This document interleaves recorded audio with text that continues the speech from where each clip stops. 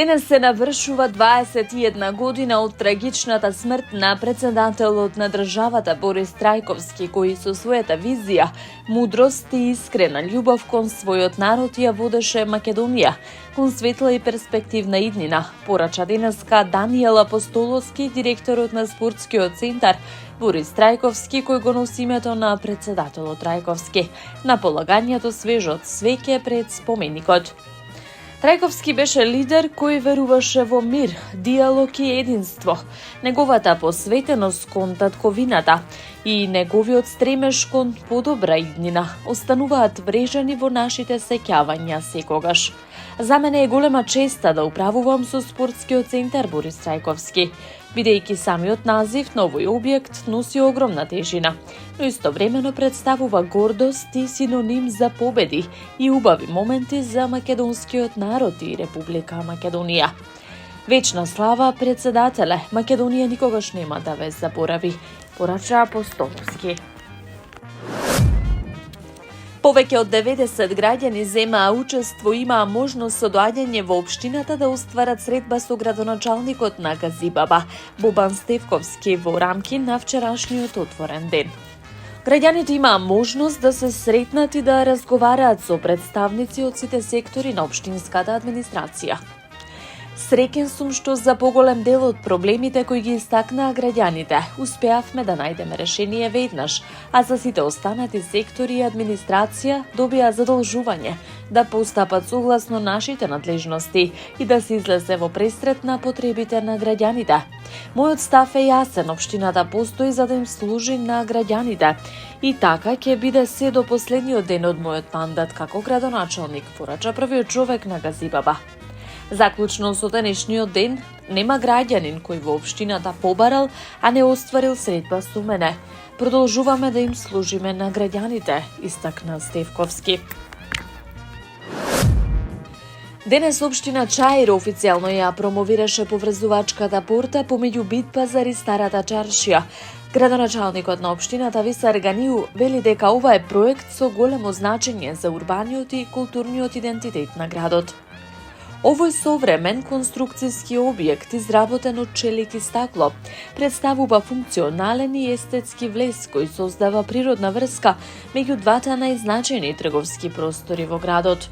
Покрај заштитата од атмосферските влијанија, оваа инвестиција го збогатува урбаниот карактер на чаршијата, зачувувајќи го духот на живиот и динамичен пазар, посочи Ганиу. Градоначалникот Ганиу ја истакна важноста на овој проект како символ на спојот меѓу традицијата и модерното, која подобрува инфраструктурата и искуството на граѓаните и посетителите.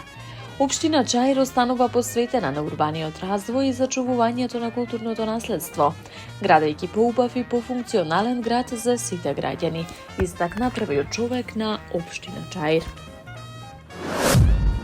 Во општина Ѓорче Петров успешно беше реализиран проектот за поголема инклузија на жените и младите на пазарот на труд. Проектот го реализираа Фондацијата за менеджмент и индустријско истражување во партнерство со граѓанското здружение Праведни и професионални, Здруженијето на бизнис жени во Србија и Здруженијето на бизнис жени. Денес успешно го завршивме проектот премостување на родовиот и возрастниот јас на пазарот на труд, кој се спроведе во прекуграничниот регион меѓу Македонија и Србија. Во рамки на проектот во општина Ѓорче Петров организиравме промотивни настани и обуки за родови стереотипи и професионална преквалификација во сектори како што се IT, металопреработка и градежништво, порача градоначалникот на општина Ѓорче Петров Александар Стојковски. Во рамки на проектот е потпишан и меморандум за соработка со општина Трговиште, со што дополнително се зајакнати врските за заедничка поддршка на жените и младите во нивната професионална интеграција. Вчера полицијата апсела на повеќе локации низ град Скопје. Причината и овој пат била дрога. Имено вчера во 20 часот и 45 минути во село Соње, Скопско, полициски службеници од СВР Скопје го лишиле од слобода 40 годишниот ДС од Скопје, затоа што кај него биле пронајдени одземени марихуана, грудчеста материја и таблети. Вчера во 11 часот и 15 минути во Скопје на подрачјето на Центар, полициски службеници го лишиле од слобода и 49 годишниот ДМ од Скопје, затоа што кај него биле пронајдени одземени марихуана и шприц со течност. Истиот ден во 17 часот во градскиот парк во Скопје, полициски службеници од СВР Скопје го лишиле од слобода 31 годишниот ЕС од Скопје, кај него пронашле марихуана.